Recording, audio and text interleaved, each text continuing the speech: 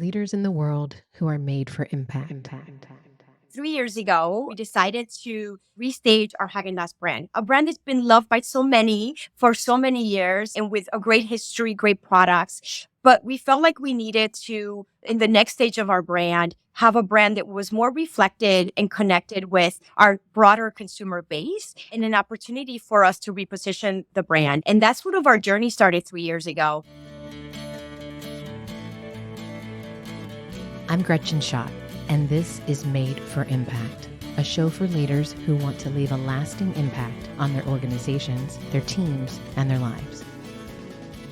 There are leaders in the world who are made for impact.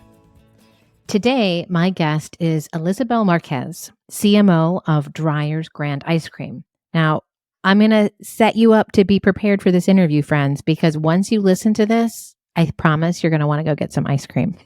For 3 years, Haagen Dazs, a brand of Dreyer's ice cream, has had a campaign called #That'sDazs.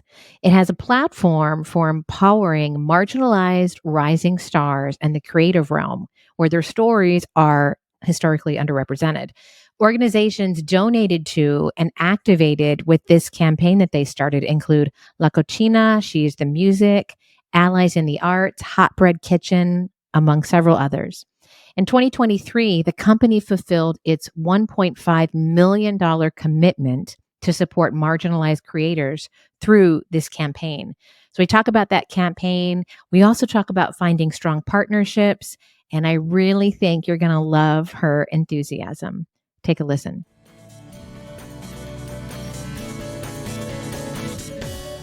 Elizabell, I'm so excited to have you here. I know we tried to schedule this before and both of us were kind of like under the weather. So I'm so grateful that we get to have this time to talk and that you get to share with our Made for Impact audience. Thank you so much for having me, Gretchen. I've been looking forward to today. Thank you. So tell a little bit about yourself to our listeners in case they don't follow you and don't know who you are. Tell us who you are and what you do. For sure. I head marketing for Dreyer's Grand Ice Cream, and we have some wonderful ice cream brands that your audience hopefully knows and loves. Haagen Dazs, Drumstick, we have Outshine, we have Dreyer's and Edie's, and then we also have Oreo frozen treats. And then for our furry friends, we also have Frosty Paws ice cream. So hopefully one of those brands you know. So now everyone who's listening is going to pull over and go get some ice cream somewhere now. They didn't know that when they turned on this episode that they were going to start craving ice cream since we started talking. That makes me happy. So talk a little bit about how you got into the ice cream and sweets business. I think your entrepreneur journey is very interesting. Oh, thank you. Well, so I've always had a passion for food. I started working in high school at a company called Wegmans Food Markets, and they're a grocery chain based out of Rochester, New York, where my family moved to when I was a teenager. And I got to work there all through high school and then through college. And really in life, personally, food for me is so meaningful as a way that I come together with my family, with my children. I have so many just great memories around food. So Wegmans was sort of the start of that. I had the opportunity to go to business school in North Carolina and then came to the West Coast to work for Nestle. And then there worked on some really fun brands. I worked on Nesquik, which always made people happy when I talked about that brand. I worked on Nescafé. I love coffee, and it was just a really great opportunity to work on Hispanic marketing, which was a personal passion point of mine. And then in 2017, I got this great call, and they said, hey, there's this job. It's in the Bay Area, and it's to work on the Haagen Dazs brand. And I remember I had a week to decide, and my husband and I jumped in the car with our 2 babies. We drove to the Bay Area, and we're like, let's pretend we live here for a weekend.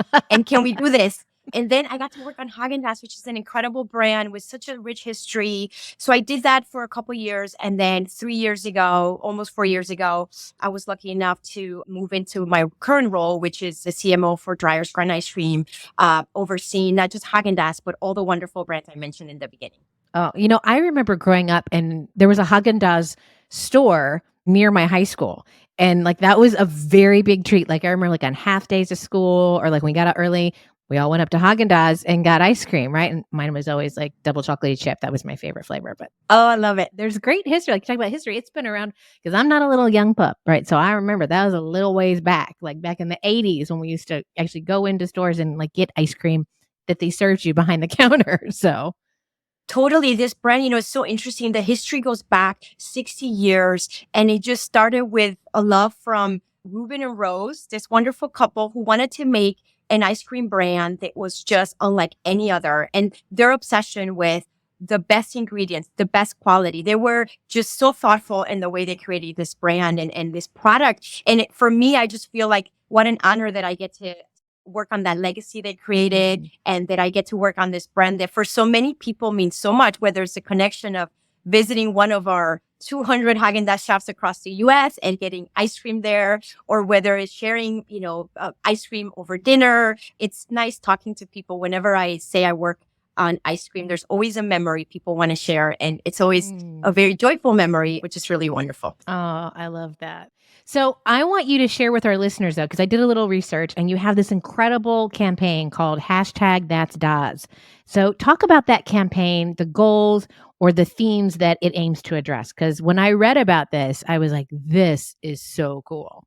Oh, I'm so glad. Yeah. So 3 years ago, we decided to restage our Haagen Dazs brand, a brand that's been loved by so many for so many years and with a great history, great products. But we felt like we needed to, in the next stage of our brand, have a brand that was more reflected and connected with our broader consumer base and an opportunity for us to reposition the brand. And that's sort of our journey started 3 years ago.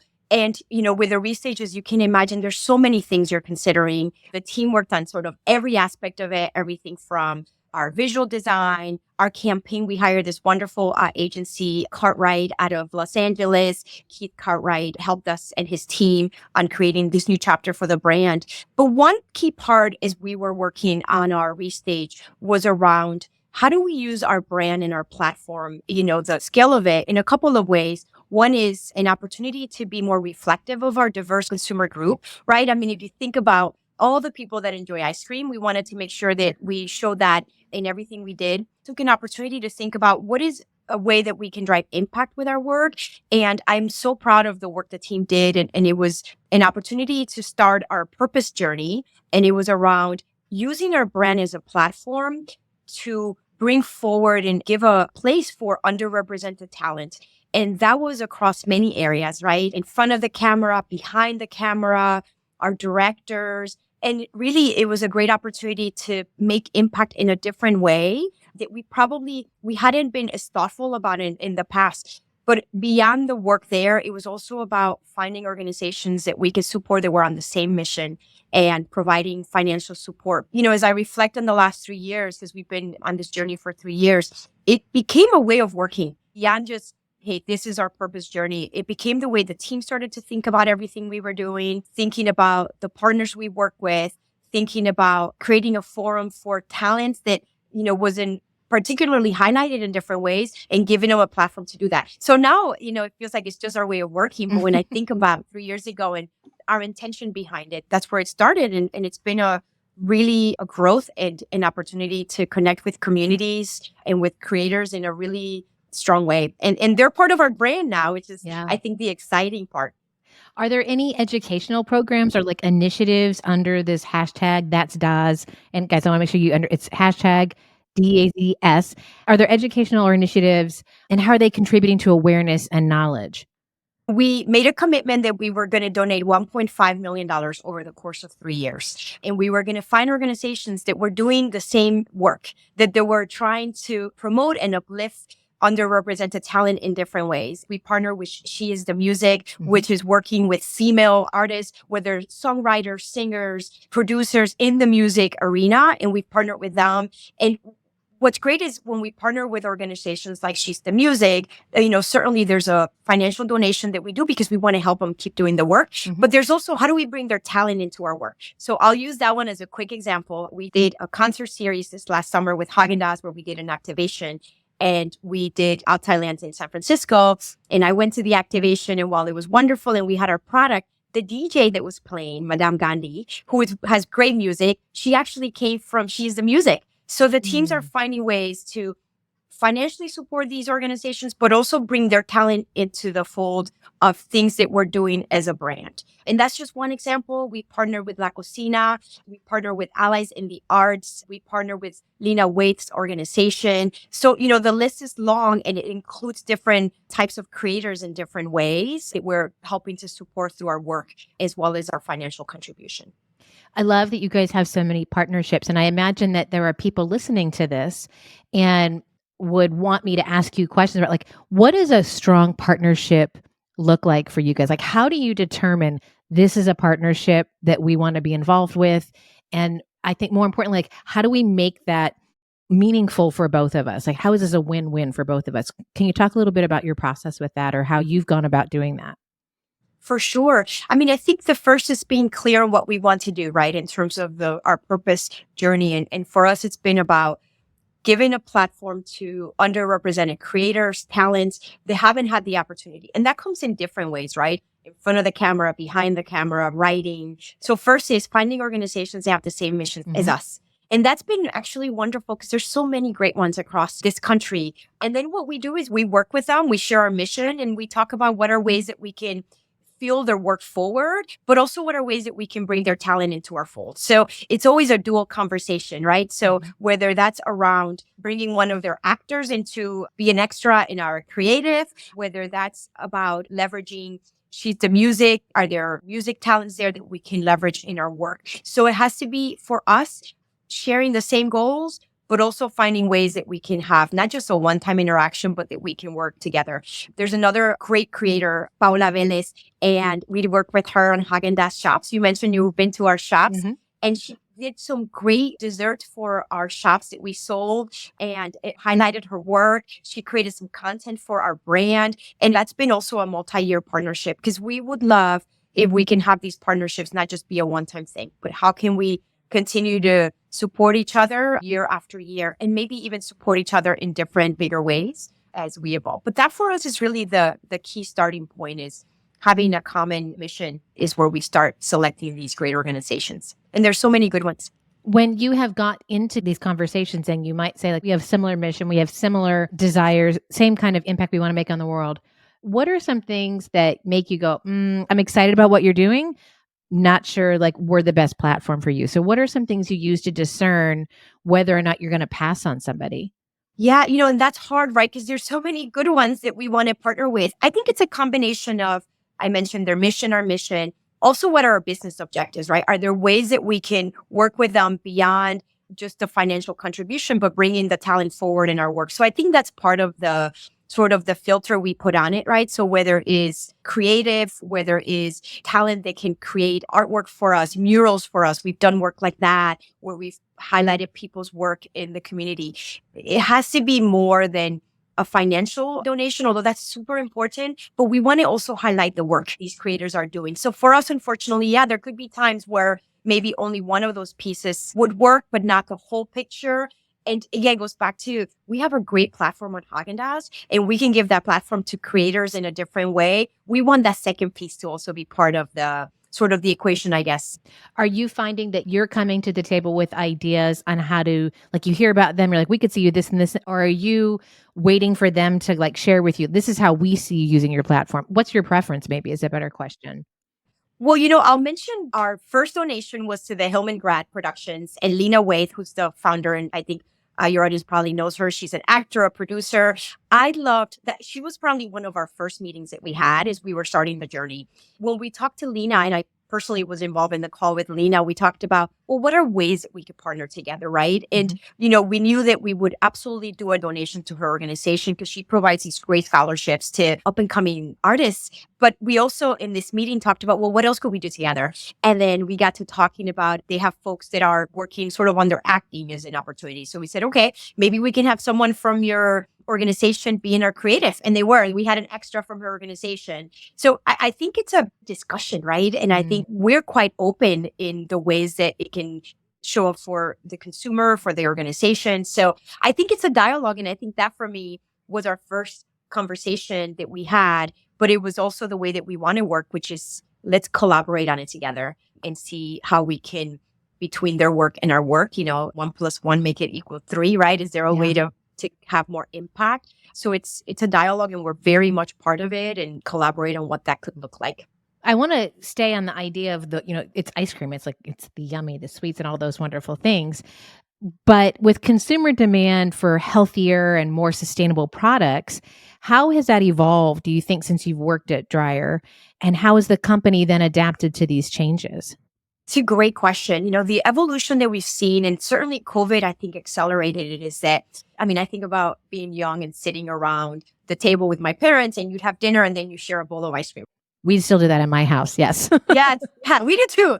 The thing that's evolved is that consumer habits are evolving more to snacks products. So handhelds, we call them snacks, but think about anything that handhelds. So our drumstick cone or a Haagen Dazs bar. And that evolution, I think, has accelerated. And when we think about part of the reason why it's accelerated is that the individually wrapped snacks, ice cream, treats, there's some form of portion control that's inherent in that, right? Mm-hmm. And we think part of the reason why people are moving from packaged ice cream, the more traditional serve in a bowl, to snacks, one of the reasons is because there is self-contained control, right? You open one bar, you eat one bar and you're satisfied. I don't know about you, but I open one pint of ice cream and I can't stop eating it, right? The scoops get bigger depending on the amount of stress that I've had.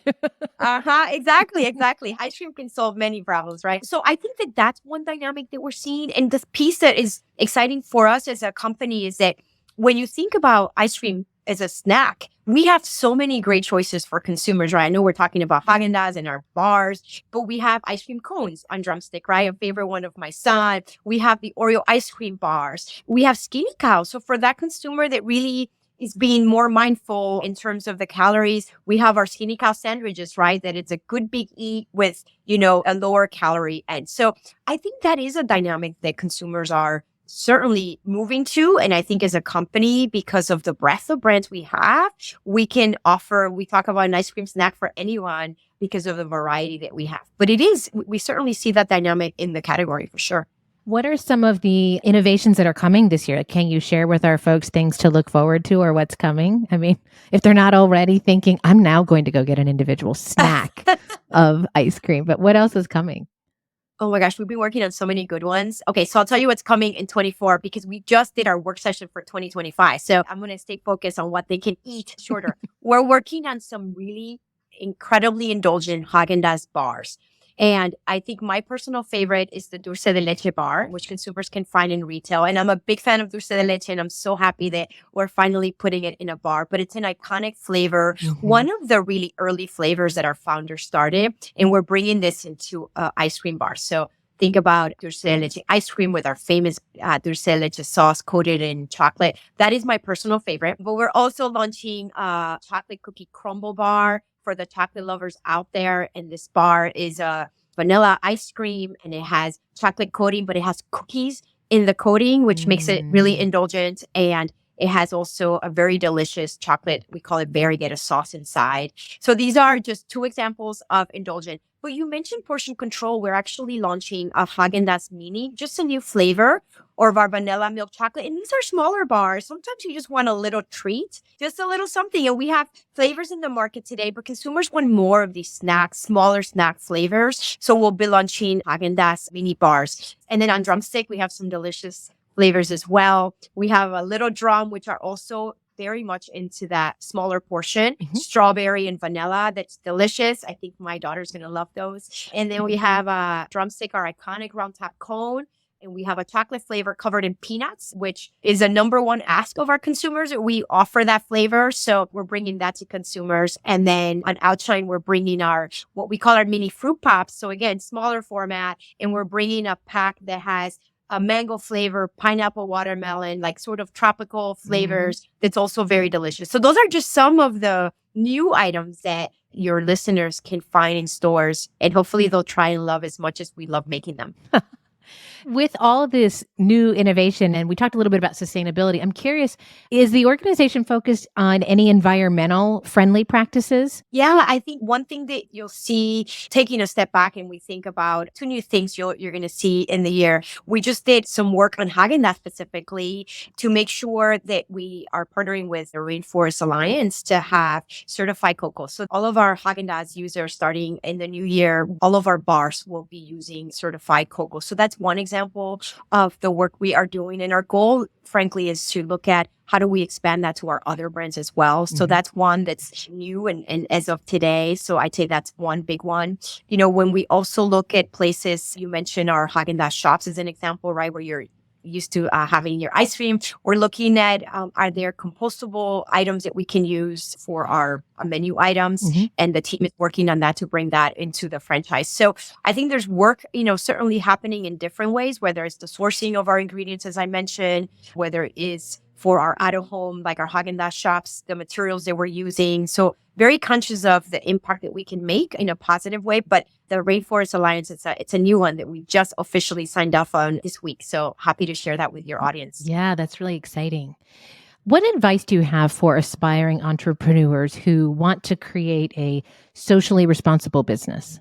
Well, great question. I am a believer around following your passion, right? And I think I love food. I've always loved food. And that certainly has been a personal passion of mine. So I think for me, that's at the core, right? I mean, business can have tough days and great days as well. I think if you're doing something you love, I think those harder days feel not as hard, I think, right? Mhm. So I think for me, that is one piece of advice I always say, follow your passion.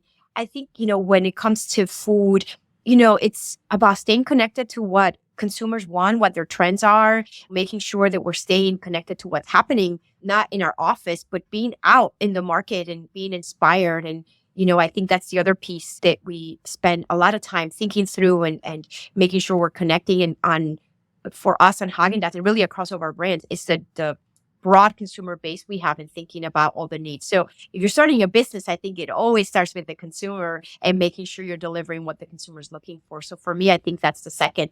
And then listen, pivot. I think that is like my favorite word. Sometimes things don't work out and that is okay.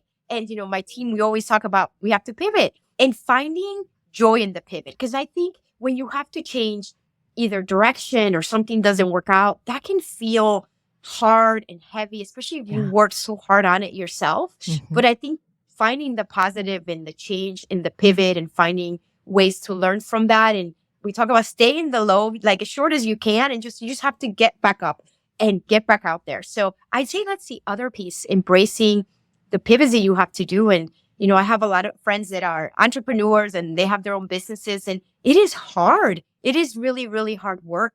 And I think the amount of pivots and personal commitment they put into it takes a lot of courage and energy. So I'd say for me, those are maybe the three things I would just be as a reminder for entrepreneurs, but really in general. I love it. If our guests wanted to get in touch with you after this, not for free samples, friends, but like to learn more about her journey or about their business or how maybe you could partner with them, what's the best way for them to do that? Absolutely. They can find me on LinkedIn. Please connect with me there, reach out there. And then please follow Dreyer's Run Ice Cream as well and follow our brands on all of our social channels so that you can hear what's coming and all the new products and all the exciting things we're working on. Wonderful. Thank you so much for being with us. This has been so interesting. And now I need to go get some ice cream. That's great. That's great. I love it. Well, thank you for having me. I really enjoyed it.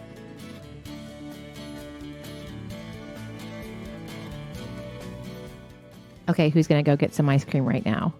I know I am. I am craving ice cream at this moment. Oh, I love it. I know I loved Elizabell's passion for her work and her food and how she's just excited. I hope you saw what I got to see in her conversation. She just loves what she does. She's so passionate, has so much energy. I hope you also took a few ideas away on how to develop better partnerships or how you can start thinking about sustainability and environmentally friendly practices in your business. If you haven't subscribed to my newsletter, be sure to check that out. Go to www.grow3fold.com/made-for-impact and sign up for the newsletter. If you found this episode helpful, I'd love it if you'd share your thoughts with me or share it with a friend. Be sure to check out the leadership lesson episodes with me too, where I dig in a little bit more on leadership concepts. In the meantime, remember, you are made for impact.